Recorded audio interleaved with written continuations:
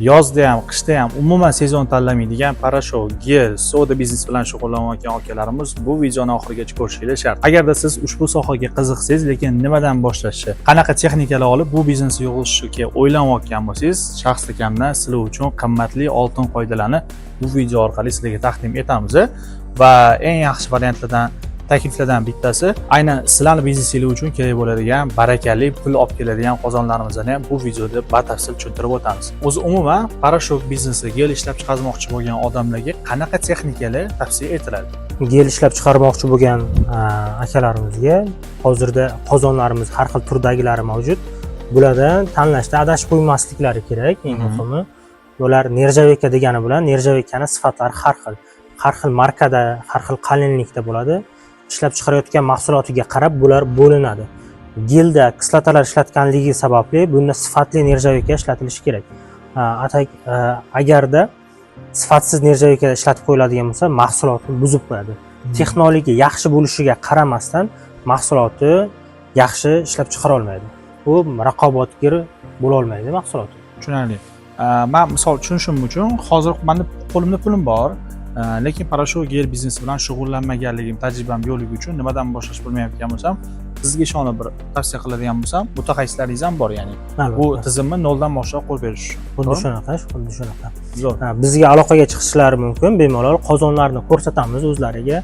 Shunchaki gapda emas, har bitta mahsulot qozonlarini sifatini o'zining maxsus tekshiradigan kislotalari bo'ladi. O'shalarda sifatini tekshirib, ko'rsattirib, o'zlariga ma'qul kelganda o'sha narsani qilib beramiz. Bundan tashqari maxsus texnologiyalarimiz ham bor.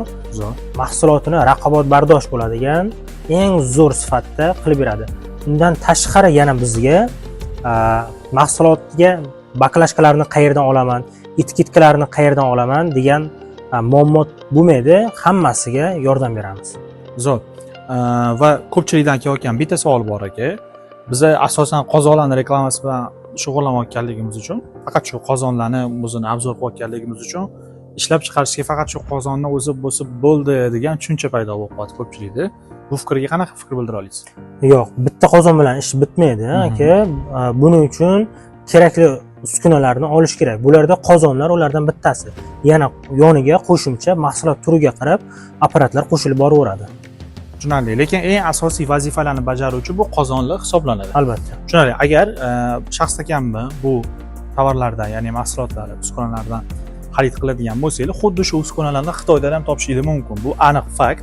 Lekin birinchidan logistikada juda ko'p muddatda mahsulot sizlarga oldinglarga keladi, uskuna juda uzoq muddatda va ikkinchidan narxi bo'yicha ham yutqizish aniq. Chunki shaxs ekam O'zbekiston bo'yicha birinchi qo'l optim o'zlari ishlab chiqaradi aynan shu uskunalarni o'zini va narxlarini ham aynan yurtdoshlarimizga hamyonbop tarzda amalga oshiriladi. Albatta. Tushunarli. Umuman olganda qisqacha qo'shimcha qilaylik. Gel uchun necha litrli qozonlarimiz tavsiya etiladi?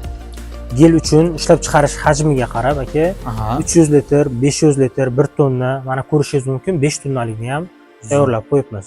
O'zi buni kim uchun tayyorlagansizlar? Bu buyurtmachi bormi? Albatta bor. Bu ekspert variantimiz Tojikistonga chiqib ketadigan aka. Tojikistonga chiqib ketyapti bu tovarimiz. Ya'ni ular gel biznesi uchun olib xarid qilishyaptimi yo boshqa? Xuddi shunaqa. Gel, antifriz o'sha biznesni yo'lga qo'yishgan. Qo'shimchasiga o'rtoqlar, gel, parashok, sodalardan umuman tashqari antifriz biznes bilan shug'ullanadiganlar uchun bu qozonlarimiz tavsiya etiladi. To'g'rimi? Albatta. Hozirda eng trendga chiqayotgan soha antifriz sohasi.